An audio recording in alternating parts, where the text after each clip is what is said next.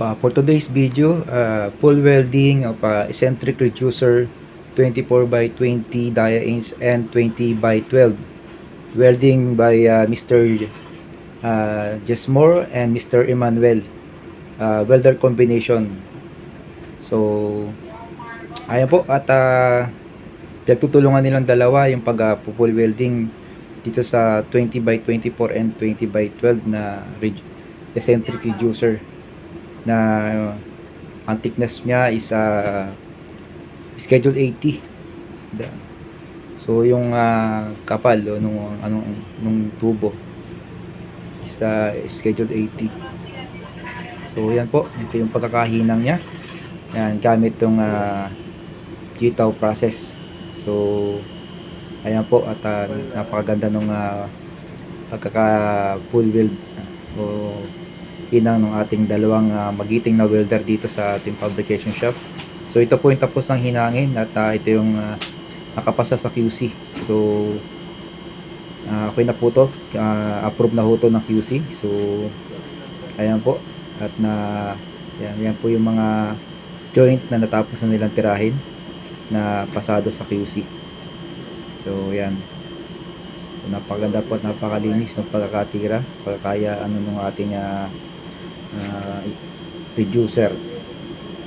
So ito po, ilang patong gagawin nila dito kasi sobrang kapal ng tubo. So ilang layer pa yung ilalagay nila dito. So tuloy-tuloy lang yung full welding ng ating dalawang magiting na welder dito, Mr. Jesmore and Mr.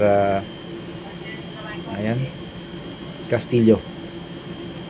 So yan, at talagang magigiting natin welder to, mga bihasa, at talagang mahuhusay ng mga welder natin, approve ng Aramco.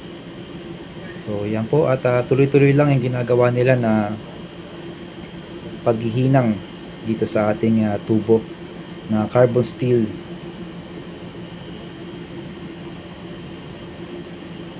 So yan, at tutulungan nilang dalawa dahil makapal nga ho itong tubo na to. So heavy wheel po itong tubo na to, so kaya dalawa tutulungan nila para mabilis matapos.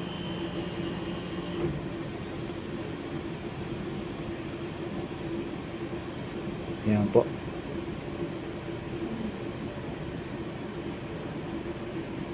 Yan, napakaganda ng hagod ng ating mga kasamahan. So yan po, at napaka-busisi po itong ginagawa nila na to. Bukod po sa ilang layer na pagkatapos, lilinisan nila uli at pa-inspection nila sa ating QC na nandito sa area na nakamonitor do sa mga bawat tubo na hinihinang dito. So meron tayong mga nakaantabay na QC dito para i-approve kaagad yung mga natapos ng i-full weld ng ating mga welder. So yan po, at medyo nagpahinga lang sila ng kaunti, at ito binibidyohan natin yung kanyang ginagawa, napakahusay. Yan. Dito lang po muna mga kasi safety, at isang magandang umaga po sa inyo lahat.